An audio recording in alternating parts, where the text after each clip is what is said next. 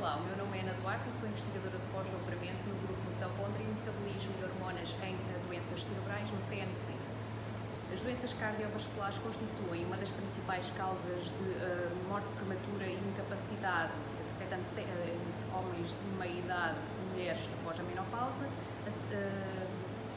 afetando cerca de 31% da população a nível mundial. Durante a vida adulta, os estrogénios produzidos pelos ovários exercem efeitos benéficos não só ao nível cardiovascular, mas também cerebral, protegendo-os contra as doenças cardiocerebrovasculares. No entanto, com o envelhecimento e a menopausa, a produção de estrogénios diminui drasticamente e com ele a proteção que estas mulheres tinham, aumentando o seu risco para o desenvolvimento de doenças cardio- e cerebrovasculares, tais como a demência e a doença de Alzheimer.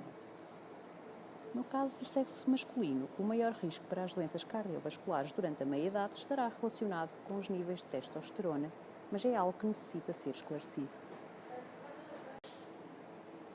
Um dos pontos cruciais do nosso estudo envolve a quantificação dos níveis de estrogênio pela técnica colorimétrica de ELISA.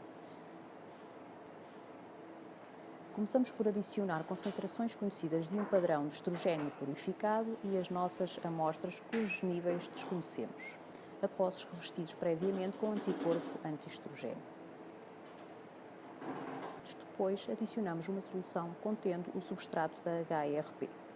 Este substrato liga-se ao complexo com IgG-HRP antigênio anti-estrogênio e desencadeia uma reação de cor amarela cujo produto é quantificado no espectrofotómetro a 450 nanômetros. Sabendo que a intensidade da cor amarela é diretamente proporcional à concentração de estrogênio presente nas nossas amostras, podemos extrapolar os níveis desta hormona nas nossas amostras a partir da curva padrão de estrogênio purificado preparada em simultâneo.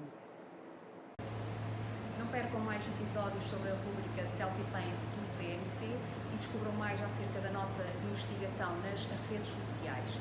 Tenham uma boa Semana Internacional do Cérebro.